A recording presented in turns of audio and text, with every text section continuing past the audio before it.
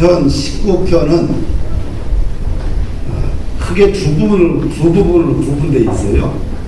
1절에서 6절까지 전반부고 또 7절서부터 14절까지는 후반부 이렇게 구성되어 있는데, 전반부는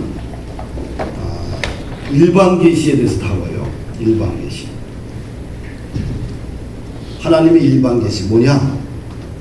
하나님은 창조자이고 또 하나님은 우주 만물을 운행하시는 분이다. 그래서 일반계시를 다루고요. 그래서 사용하는 하나님에 대한 이름이 있어요. 그 하나님에 대한 이름 중에 신명 중에 어떤 단어를 쓰냐면 하나님을 엘로힘 단어라는 원문을 쓰고 있어요. 엘로힘. 그 엘로힘 하나님은 전능자 하나님이에요. 그래서 이 전반부에서는 이 전능자 하나님께서 우주 만물을 창조하시고 또 우주 만물을 지배하시고 계신 분, 그분이 찬양과 영광을 받아야 된다. 그런데 이스라엘을 중심으로 한 다른 나라들은, 주변의 다른 모든 열방들은 하나님이 만든 것들을 그들은 숭배해요. 그들은. 그런데 이스라엘의 하나님은 모든 신보다 뛰어난 신이라는 것을 이야기해요. 전능자 하나님. 그래서 하나님의 이름 중에 엘로힘 하나님을 특징적으로 쓰고 있습니다. 그 다음에 오늘 우리가 읽었던 7절부터 14절까지는 후반부인데, 하나님의 특별 계시, 하나님의 일반 계시와 특별 계시가 있는데, 이 특별 계시는 곧 뭐냐? 성경 말씀이라는 거죠. 말씀. 그래서 이 말씀의 위대성에 대해서 강조하고 있으면서 하나님의 이름 중에 어떤 이름을 쓰나? 야훼, 여호와 하나님, 여호와 야훼라는 하나님 명칭을 사용해요. 그럼 야훼는 하나님의 이름 중에, 신명 중에 가장 대표적인 신명인데, 이름인데, 뜻은 뭐냐? 영원자라는 뜻, 영원부터 영원까지 계신 분, 영원자라는 뜻을 가지고 있고요. 또 스스로 존재하는 하나님이라는 뜻을 가지고 있고, 자기 백성들을 반드시 책임지시는 신실한 하나님, 약속을 지키시는 하나님이라는 의미를 가지고 있어요. 그래서 전반전과 후반전에 쓰는 하나님의 이름에 대한 차이가 가지고 있다. 그래서 다윗은 오늘 본문을 통해서 이 특별 계신 말씀이 얼마나 위대한지에 대해서 우리들에게 소개하고 있어요. 7절 8절을 보니까 여호와의 율법은 완전하여 영혼을 소생시키며 여호와의 증거는 확실하여 우둔한 자를 지혜롭게 하며 여호와의 교훈은 정직하여 마음을 기쁘게 하고 여호와의 계명은 순결하여 눈을 밝게 하시도다. 아멘. 하나님의 말씀은 완전하여 영혼을 소생시킨다고 그래요. 영혼. 인간은 육체로만 구성되어 있는 것 같지 않죠. 왜요? 육체 속에 영혼을 가지고 있어요. 그래서 영과 혼과 육체지요. 영은 하나님이 주신 것이지요. 혼은 우리 정신세계를 이야기합니다. 감정의 세계, 모든 정신세계, 혼. 그래서 영혼, 몸 이렇게 구성되어 있지요. 이 육신이 아름답게 살기 위해서는 반드시 영혼이 건강해야지만 우리 육신은 건강하게 살 수 있다. 그래서 이 영혼의 집이 든든하면 어떤 어려움도 난관도 우리는 극복할 수 있는 에너지가 있어요. 반대로 이 영혼의 집이 허약하면 어려움 앞에 쉽게 무너집니다. 근데 우리가 하나님의 말씀이 특별 계시를 읽게 되면 영혼의 새 힘이 넘쳐난다는 거예요. 할렐루야. 보이지 않는 하나님이 보이는 하나님으로 우리에게 다가온 것이 특별 계신 말씀 성경이지요. 하나님의 말씀은 구약은 1500년간 기록됐고요. 신약은 100년. 그래서 신구약 성경은 1600년간 기록되어 있는데 40명의 성경의 기자들이 썼어요. 시대도 다르고요. 문화도 다르고요. 직업도 다르고요. 지식의 수준도 다르고요. 다 달라. 근데 그 사람들이 40명이 1600년간에 걸쳐서 쓴 것이 성경입니다. 그런데 이 성경은 하나의 통일성을 가지고 있다는 거지요. 이게 중요해요. 구약은 질문을 한다고 한다면 신약은 그 질문에 대한 답을 제공해주고 있고요. 구약이 기초라고 한다면 신약은 지붕과 같은 역할을 하지요. 그래서 기승전결이 딱 떨어지는 것이 성경입니다. 구약에서 풀리지 않는 문제는 신약 가서 풀리고요. 신약에서 해결되지 않는 문제는 구약을 보게 되면 풀리게 되고 다 연결되어 있어요. 한 사람이 글을 써도 이렇게 통일성, 구성적으로 통일성을 유지하기 참 어렵습니다. 그런데 1600년간 걸쳐서 40명의 직업이 다르고 나이가 다르고 문화가 다른 사람들이 썼는데 통일성을 가지고 있다. 왜? 성경은 하나님의 감동으로 쓰여졌기 때문에 그래요. 성경은 하나님의 감동, 성령의 감동으로 기록됐기 때문에, 그래서 원 저자는 성령님이고 사람은 성령의 지배를 받아서 쓴 사람들이죠. 그래서 성경을 읽게 되면, 특별히 성경을 읽게 되면 영혼이 살아난다. 생기가 넘쳐난다. 히브리서 4장 12절에 보니까 하나님의 말씀은 살아있고 활력이 있어 좌우의 날선 어떤 검보다 예리하여 혼과 영과 및 관절과 골수를 찔러 쪼개기까지 하며 마음의 생각과 뜻을 판단하지나니. 아멘. 하나님의 말씀은 살아있고 운동력이 있어요. 양옆에 날카로운 검과 같습니다. 마음을 수술하고 그리고 회복시키는 역할을 하지요. 그래서 이 성경은 사람의 더럽고 추한 것들을 다 수술하고요, 모든 죄악을 다 씻어내주고 잘라내고 정리해 줍니다. 이것이 하나님의 말씀입니다.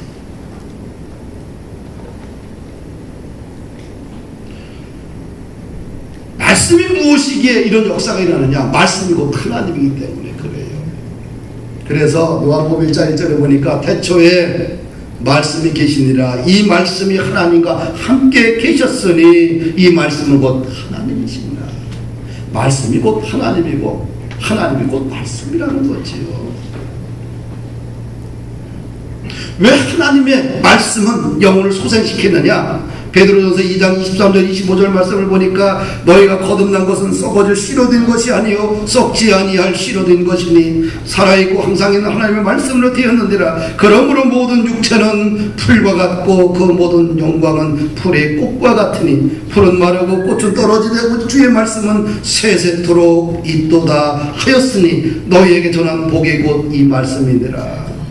하나님의 말씀은 썩지 아니할 씨로 된 것이다. 그래서 우리에게 영혼을 거듭나게 하고 우리에게 소생시키는 힘이 말씀 가운데 있는 것입니다. 또 다윗은 말합니다. 말씀의 위대성에 대해서 성경은 우둔한 자를 지혜롭게 한다. 자식이 좀 우둔한 사람이 있어요. 그 어떻게 하면 우둔을 지혜롭게 하느냐? 성경을 읽히면 된대요. 할렐루야. 살면서 내가 참 우둔하다. 그게 되면 어떻게 돼요? 아, 성경을 읽으면 되겠다. 그렇게 생각하면 됩니다. 왜? 성경을 읽으면 하나님께서 말씀을 통해서 우리를 지혜롭게 만들어 가시기 때문에 그래요. 아멘. 또 하나님의 교훈은 정직하여 마음을 기쁘게 한다. 세상의 교훈은 거짓으로 가득 차 있지만 하나님의 말씀은 정직해서 우리들의 마음을 아주 기쁘게 해요. 세상 말씀은 잘못된 글을 읽게 되면 마음을 혼탁하고 지저분하게 만들지만 하나님의 말씀을 쫙 읽게 되면 마음을 아주 기쁘게 만들어요. 할렐루야. 마음이 호탁한 사람이 있어요. 간단합니다. 일주일간 금식하고 성경 읽으셔요. 그러면 마음이 어떻게 돼요? 아주 깨끗해져요. 한번 해보셔요. 진짜요. 복잡한 사람들 간단해. 일주일만 금식하면서 일주일 동안 성경 말씀을 통독하세요. 그러면 마음이 아주 즐거워지고 깨끗해지고 정결해져요. 제가 90년대부터 단신학교 입학을 하고 나서 결정한 게 있어요. 1년에 꼭 한 차례는 한 주간 금식하고 성경을 일독한다. 그래서 연초되면 항상 산에 올라가서 일주일 동안 금식하면서 성경을 일독하고 와요. 어떤 현상이 일어나냐? 끝나고 나면 이 머리와 온몸이 새로워져가지고 오장육부가 새로워져가지고 너무 맑은 거야. 그게 너무 행복한 거예요. 해보면 안다. 그래서 그 맛으로 하는 거예요. 할렐루야. 하나님의 말씀은 순결하여 눈을 밝게 한다고 합니다. 이 사람의 눈을 밝게 하는 것, 거짓과 위선과 정직을 올바른 것을 구별할 수 있는 눈이 있어야 되는데, 말씀을 읽게 되면 순결해져서 사람의 눈이 밝아져요. 선악을 구분할 수 있는 능력이 생겨요. 할렐루야.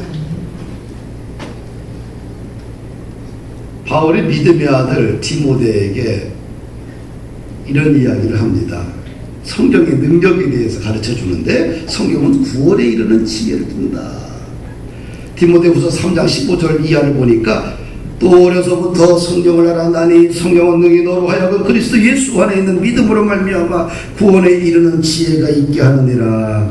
모든 성경은 하나님의 감동으로 된 것으로 교훈과 책망과 바르게 하며 의로 교육하게 유익하니 이는 하나님의 사람으로 온전하게 하며 모든 선한 일을 행할 능력을 갖추게 하려 함이라. 할렐루야. 성경을 읽게 되면요 구원에 이르는 지혜를 줘요. 사람이 사람답게 살 수 있는 가치를 성경이 제공해줘요. 할렐루야. 이것이 성경이 주는 위대한 능력이지요. 우리의 영적으로 병들어 있는 것들, 우리의 영혼이 정신이 타락해 있고 우리의 영적으로 암흑 가운데 있는 이것들을 무슨 수로 치료할까요? 세상의 학문으로 될까요? 약을 먹는다고 치료됩니까? 안 돼요. 사람들의 삐뚤어진 심성, 구부러진 이 마음들이 어떻게 해야 펴집니까? 뭐래요? 말씀밖에 없어. 신성한 집사님, 그치? 맞아.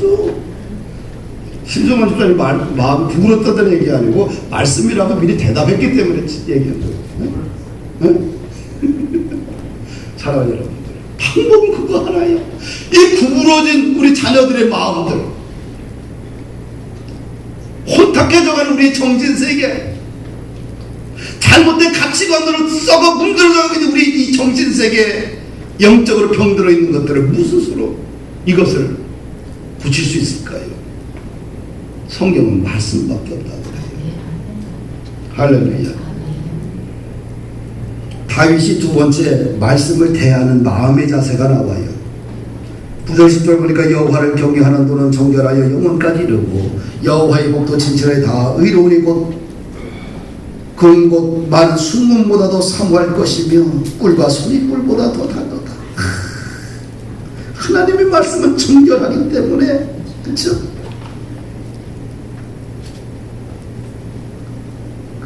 우리의 영혼을 소생시키지요. 그래서 이 말씀을, 의로운 이 말씀을 읽게 되면 어떻게 돼? 자기 읽겠다는 거죠. 송이꿀보다 이 말씀이 더 달도다. 이렇게 이야기하고 있어요. 또 다윗은 시편 119편 103절에 주의 말씀이 마치 내게 어찌 그리 단지요 내 입에 꿀보다 더 다니이다. 다윗이 말씀을 대하는 자세를 보니까 이 송이 꿀보다 더 달다. 주의 말씀이 얼마나 달고 얼마나 맛이 있는지 내 입에 꿀보다 더 낫다고 고백하고 있어요. 그러면서 14절 이렇게 고백합니다. 나의 반석이시오 나의 구속자이신 여호와여 내 입의 말과 마음의 묵상이 주께 연락되기를 원합니다. 나의 모든 것이 주님께 연락되기를 원한다라고 주장하고 있습니다.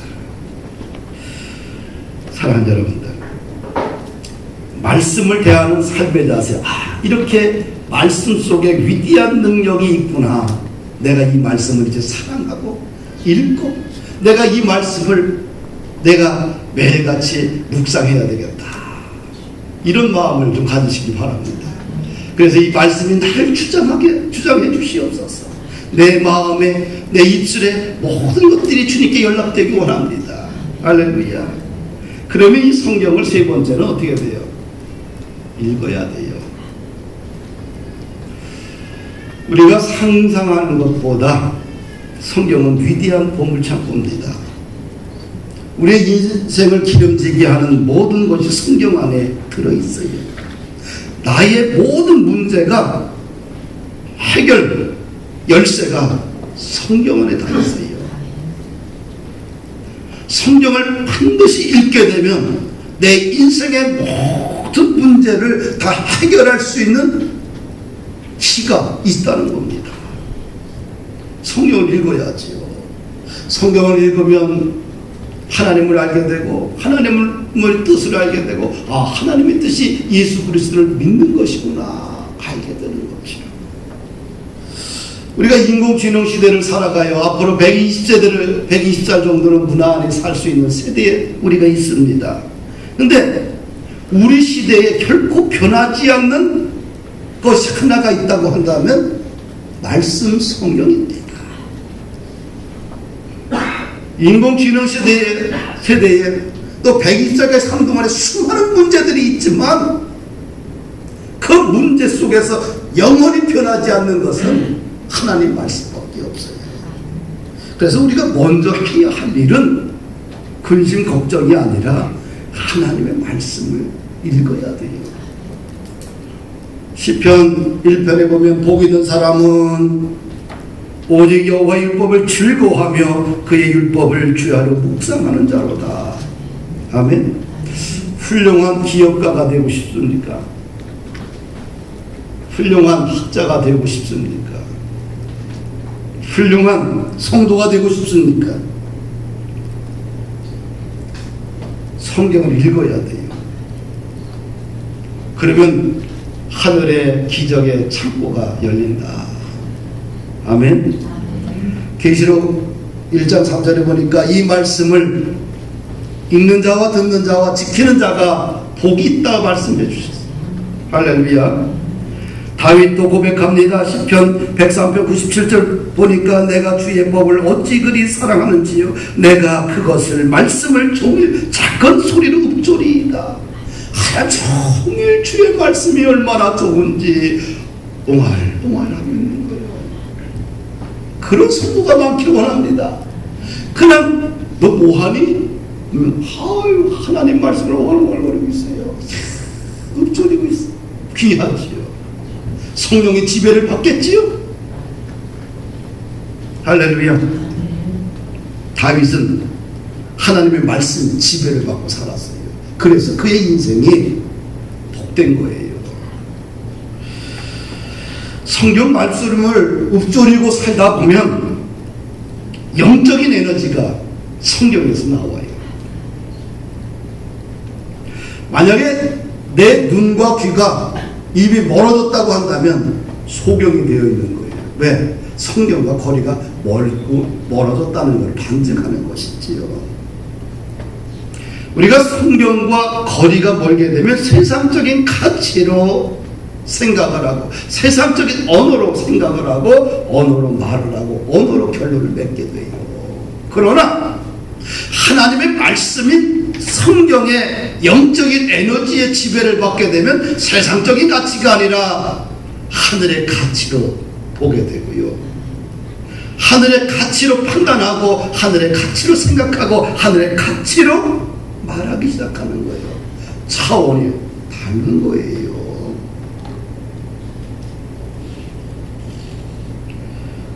그러면 우리 한국의 개신교회들이 우리 성도들이 얼마나 성경을 읽느냐 그 실태를 조사했는데 19세부터 시작해서 한 700명을 조사를 했는데 대부분의 성도들은 성경을 읽고 싶어 합니다.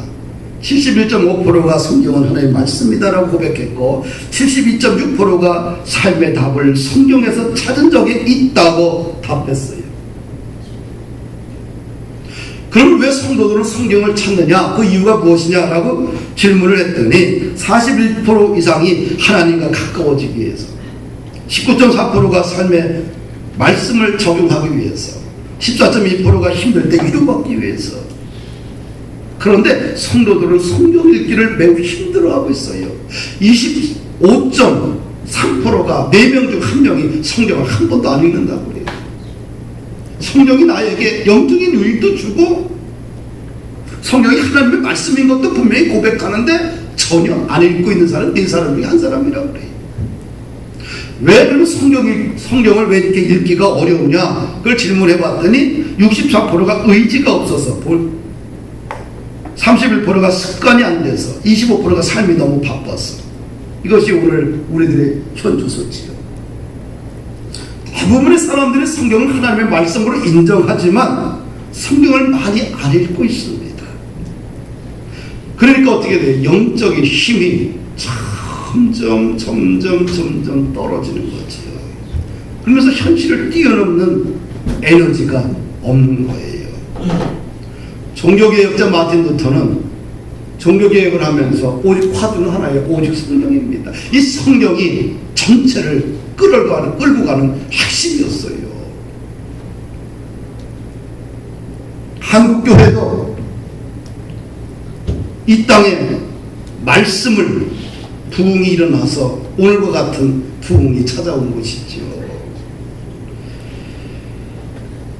그런데 어느덧 세월이 흐르면서 한국교회에서 성경을 버리기 시작했습니다. 성경에 관한 것이 더 중요하지 성경 그 자체는 그냥 참고 도서로 전락하기 시작해요.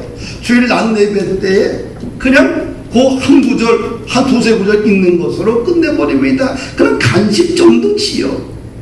그러면서 우리에게 무엇이 찾아오냐? 신앙의 폼, 신앙의 형태들이 흐트러지고 무너지고 부서지기 시작했지요.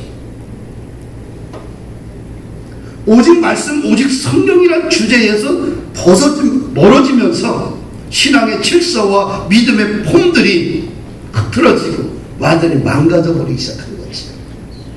더 이상 가정에서 성경이 중요함을 모릅니다. 과거에 우리 부모님들이 야 성경 너무 중요해, 대를 이어서 이 성경을 물려줘야 된다. 성경을 읽고 또 읽고 그런 모습들이 다 사라지기 시작했어요. 그러면서 신앙의 믿음의 폼들이 완전히 부서지기 시작합니다.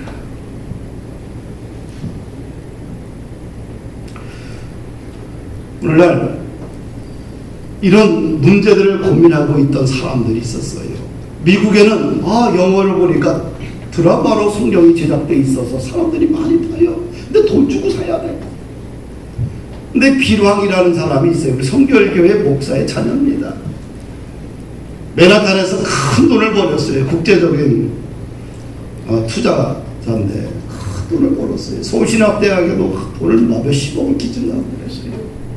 근데 이분이 똑같은 문제를 가지고 성경 읽기가 참 힘들다. 근데 성경이 모두 답이 있다는 걸 알아요.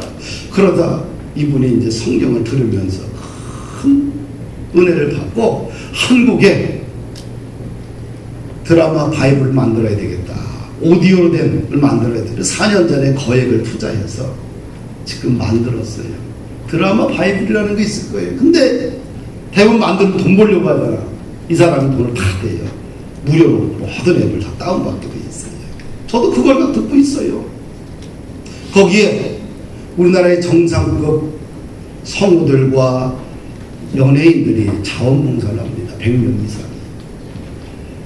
다윗은 누가 맡고 하나님은 누가 맡고 다 예수는 누가 맡고 다 역할 분담을 해서 100여 명이 참가하고 거기에 훌륭한 음악인들이 참여해서 배경음악을 집어넣고 들으면서 얼마나 좋은지 몰라요. 근데 이 성경을 우리는 읽어야 된다. 들어야 된다. 어떻게 할 거냐? 이 좋은 콘텐츠가 있으니까 우리는 활용하면 되죠. 운전하면서 틀어놓고 들으면 돼요. 가정에서 저녁에 자녀들과 함께 모여서 그걸 틀어놓고 눈으로 읽어가면서 입으로 읽어가면서 들으면서 함께 하면 돼요. 80시간이면 성경을 읽독해요. 1년에 하루에 한 30분씩만 하면 1년에 거의 한 2독은 가능하지 않겠느냐. 할렐루야. 그 성경의 말씀을 이제는 듣자, 읽자.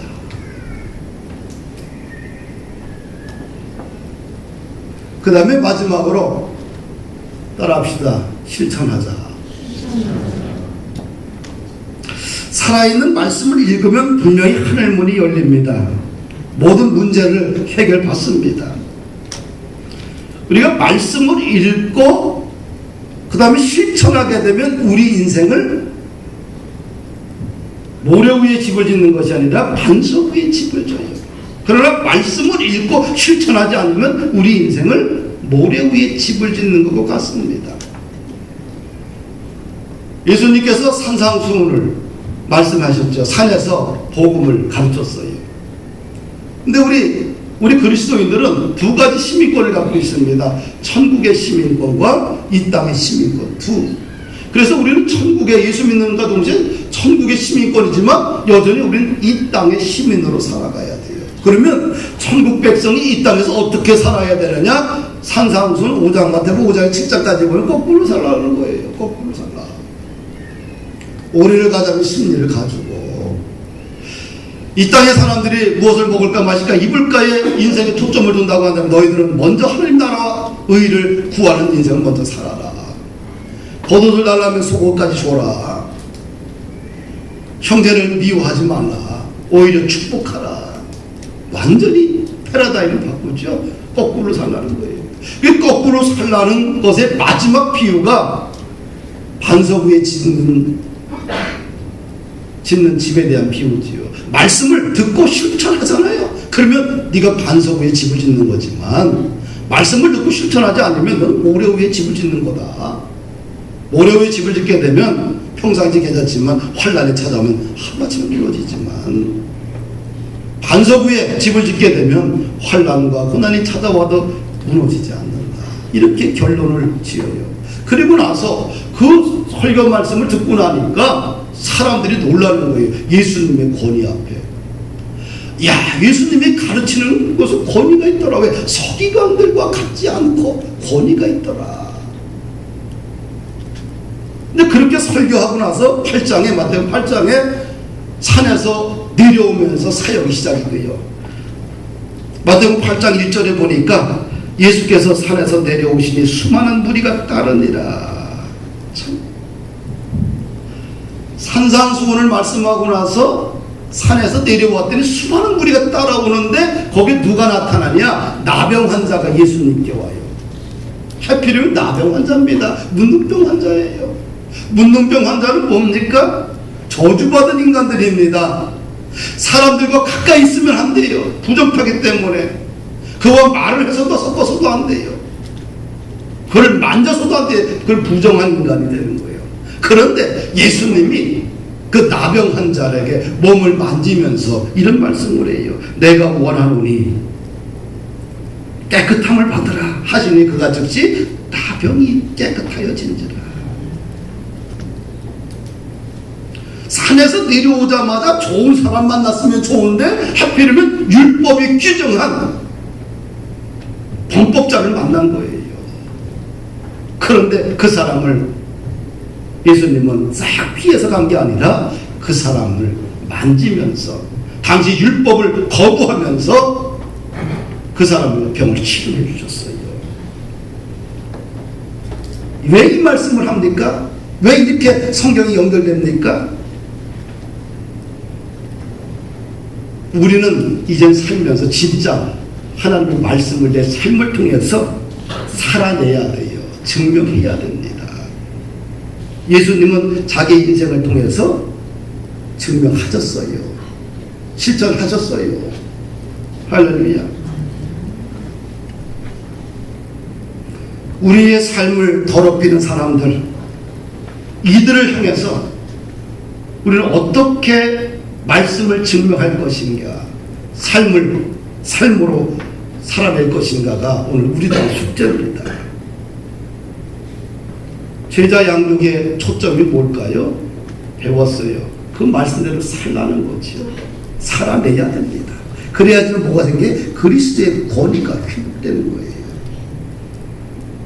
이거는 끝나지 않고 그 나병 환자를 고치고 나니까 8장 5절에 또 한 사람이 등장을 해요. 누가 등장하냐? 백부장이 등장하는데 이 백부장이 누구냐? 로마의 군대 장교야. 근데 이 군대 장교가 와서 예수님께 내 하인이 지금 병들었습니다. 중풍병이 걸렸는데 몹시 기도하고 있으니 고쳐달라는 거예요. 당신이 어때요? 로마가 이스라엘 점령해서 속국이 됐지요. 원수지간이요. 근데 로마의 장교가 와서 부탁을 해요. 거기에 지금 수많은 유대인들이 함께 있어요. 유대인들이 로마인들을 향해 다 저주하고 있는데 꼭 일제시대의 일본 군인과 같은 거죠. 어떻게 돼요? 예수님의 사랑을 베풀 이유가 없어요. 많은 분들 유대인들이 그 주변에 있어요. 그럼 피해 가야 되는데 예수님은 피해 가지 않고 유대인의 그 로마 이방인 백부장의 믿음의 고백을 귀하게 여기고 또 그 환자를 치료하는 것을 보게 돼요. 할렐루야. 사랑하는 여러분들, 어떻게 해야 되느냐? 불편한 장소 많아요. 꺼리끼를 할 수 있는 장소들이 너무 많습니다. 근데 누군가 말씀을 가지고 살아내는 사람이 있어야지만 교회든 가정이든 사회든 일터든 회복되지 않겠느냐. 모든 사람들이 다 안전지대만 향해서 간다고 한다면 이 땅은 어떻게 되겠는가? 우리 그리스도인들은 안전지대를 가는 것이 아니라 말씀을 살아내기 위해서 안전지대를 포기하고 기꺼이 대가를 지불하고 살아가야 된다. 말씀을 정리합니다. 그래야지만 그리스도의 권위가 회복되고 제자들의 권위가 회복되지 않겠느냐. 성경 말씀, 성경 읽으십시오. 할렐루야. 그리고 실천하십시오. 그러면 우리의 영혼이 기쁨을 얻습니다.